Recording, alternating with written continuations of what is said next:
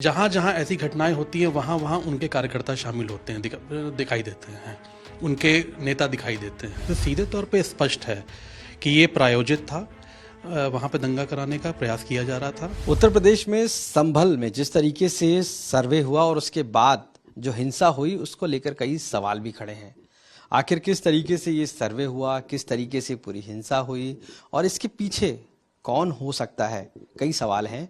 हमारे साथ उत्तर प्रदेश सरकार के मंत्री नितिन अग्रवाल मौजूद हैं। सर, ये जो हिंसा हुई, जो संभल में कोर्ट कमिश्नर का ऑर्डर हुआ जिस तरीके से सर्वे कराने का, क्या फंक्शनल आपको लगता है कि किस वजह से ये सारी चीज़ें हुई या किस स्टेज तक ये पहुंच गई? नहीं, देखिए, सवाल ये है कि हिंसा कौन करा रहा है वहाँ पे। जब माननीय न्यायपालिका ने कोई आदेश दिया है, एक सर्वे का आदेश हुआ और न्यायपालिका ने उसमें अपना वर्जन दिया और माननीय न्यायपालिका के आदेश के बाद प्रशासन उस पर काम कर रहा है, तो आखिर इसमें आपत्ति किसको है? माहौल क्यों खराब किया जा रहा है? और ये देखने को हमेशा मिला है कि जब जब माहौल खराब हुआ है तब तक समाजवादी पार्टी के लोग उसमें शामिल दिखाई दिए हैं। कार्रवाइयाँ हुई हैं तो पता लगा है कि इसमें समाजवादी पार्टी का हाथ है। तो आखिर मैं पूछना चाहता हूँ कि समाजवादी पार्टी, जिसका हमेशा मैं तो मानता हूँ उनके जीन्स में कि कैसे प्रदेश का माहौल खराब किया जाए, कैसे गुंडागर्दी की जाए, कैसे अराजकता फैलाई जाए, ये उनके जीन्स में है मुझे लगता है। और जहाँ जहाँ ऐसी घटनाएं होती हैं वहाँ वहाँ उनके कार्यकर्ता शामिल होते हैं, दिखाई देते हैं, उनके नेता दिखाई देते हैं। तो अगर आप किस पे विश्वास करने का, आप तो किसी चीज़ पे विश्वास नहीं करना चाहते हैं। अब आपने न्यायपालिका पे भी सवाल उठा दिया है, तो मेरा ये कहना है कि देखिए, हम अपने देश में, हमारा जो एक संविधान है, हम संविधान के आधार पे हमारा देश चल रहा है। उत्तर प्रदेश में हमारी सरकार है, हमारी सरकार ज़ीरो टॉलरेंस की नीति पे काम कर रही है। और अगर समाजवादी पार्टी के लोग ऐसे माहौल ख़राब करेंगे, गुंडागर्दी करेंगे, तो सरकार सख्ती करेगी और उनको उन्हीं की भाषा में जवाब देगी। आपको लगता है कि इसके पीछे पूरा जो वायलेंस हुआ कहीं ना कहीं समाजवादी पार्टी के लोगों ने ही प्रोवोक किया? क्योंकि जो सर्वे की प्रक्रिया है वो ठीक है और कहीं ना कहीं जो प्रक्रिया चल रही है वो एक प्रोसीजर है। नहीं, देखिए, बिल्कुल आपने देखा FIR हुई है जो भी प्रशासन ने करी है, उसमें समाजवादी पार्टी के लोग शामिल हैं। वहाँ के जो MP हैं उनके खिलाफ भी FIR हुई है, उनके और भी लोगों के खिलाफ FIR हुई। तो सीधे तौर पे स्पष्ट है कि ये प्रायोजित था, वहाँ पे दंगा कराने का प्रयास किया जा रहा था, माहौल ख़राब करने का प्रयास किया जा रहा था। कुछ लोग उसमें, जो जितने भी लोग शामिल थे वो सब समाजवादी पार्टी से प्रायोजित लोग थे और सरकार ने उस पर अपनी सख्ती से कार्रवाई करी और सख्ती से निपटने का काम किया। क्या वजह लगता है, क्यों आखिर ये समाजवादी पार्टी के लोग इस तरीके से दंगा फैलाने की कोशिश कर रहे हैं? देखिए, मुझे लगता है कि समाजवादी पार्टी को, मुझे लगता है कि हिंदुस्तान के संविधान पे विश्वास नहीं रह गया है। हमारे संविधान में के 4 पिलर हैं: न्यायपालिका, कार्यपालिका, विधायिका और पत्रकारिता। मुझे लगता है कि समाजवादी पार्टी ने अब न्यायपालिका के क्योंकि सवाल उठा दिया है, उनके फैसले पे भी सवाल उठा दिया है। कार्यपालिका पे वो वैसे ही सवाल उठाते आए हैं, विधायिका पे उन्हें विश्वास नहीं है और पत्रकारिता पे भी समय समय पर उनके सवाल उठते आए हैं। तो मुझे लगता है कि वो अपना संविधान बनाना चाहते हैं। वो डेमोक्रेटिक सिस्टम पे विश्वास नहीं करते हैं, वो डिक्टेटरशिप के सिस्टम पे विश्वास करते हैं। और वो हिंदुस्तान में चाहते हैं कि डिक्टेटरशिप से काम चले, जो भारतीय जनता पार्टी की सरकार में, आदरणीय मोदी जी और योगी जी की सरकार में संभव नहीं है।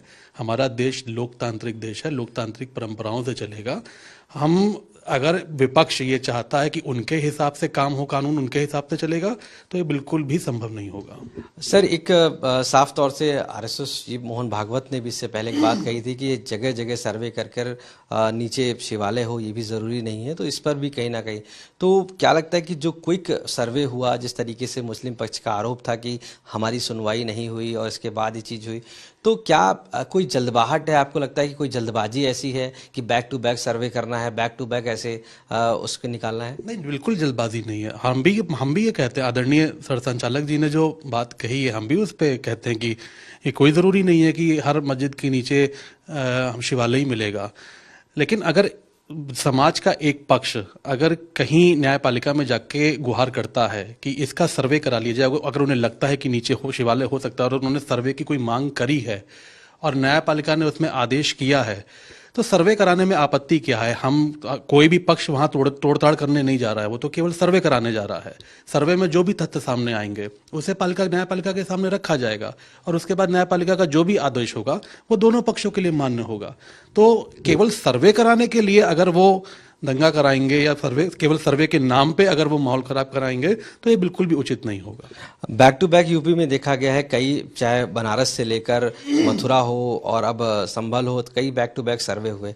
क्या इसमें रोल लगता है आपको कि ये सर्वे इनिशियली या किसी स्टेज तक ले जाने के लिए लगातार कराए जा रहे हैं, या आपको लगता है कि जो पिटिशंस हो रही हैं उसके पीछे भी कुछ है रीजन? नहीं, कोई नहीं, बिल्कुल। देखिए, मैं इसमें मानता हूं कि जो पिटिशंस हुई हैं उन पिटिशंस पे जो निर्णय आए हैं उन निर्णय का पालन कार्यपालिका कर रही है, सरकार उनको उन निर्णयों का पालन करा रही है।